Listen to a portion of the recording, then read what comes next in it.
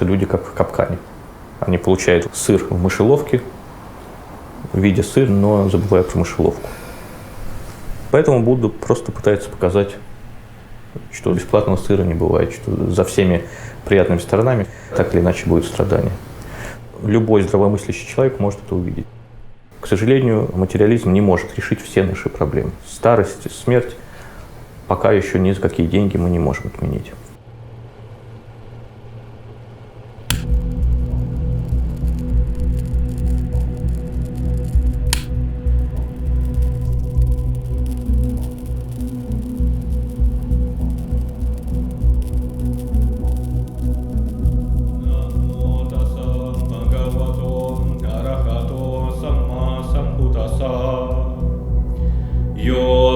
Татагато арахам самасамбуто, видя чарана сампано сугато локавиду, анутаро пурисата масарати сата дева мануса нангпуто пагава, йо иман лаканса дева канса мара канса брамакан, са самана брахмачи бачаткса дева манусанкса яна пинясак чикатава павитеси. Yo tamante sesi ati kalayanan machi kalayanan pariyo sana kalayanan satam sapayam kevala paripunan parisudan brahmachari yapaka sesi tamahan pakavantana pipucha yami tamahan pakavantan sirasana mami.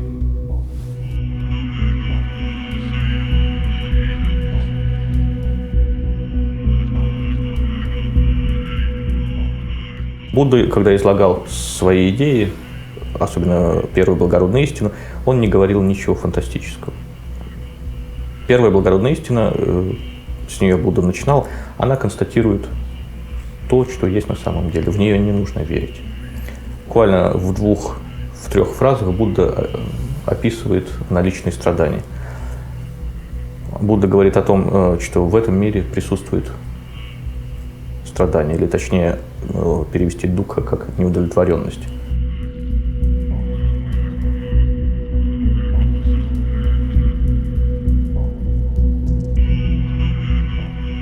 В третьей истине, которая уже имеет, конечно, религиозную составляющую, говорит о том, что возможно состояние свободно от всех видов страданий. Не зря сравнивают подход Будды с подходом врача. Врач, во-первых, констатирует наличие болезни. Потом он говорит о том, что является причинами болезни, и потом он говорит, что возможно или невозможно выздоровление. И потом он дает рецепт.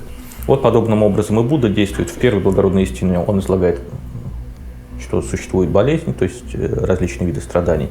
В третьей благородной истине он говорит о том, возможно вылечиться или невозможно. Будда говорит, что возможно. То есть таким излечением будет достижение ниббаны.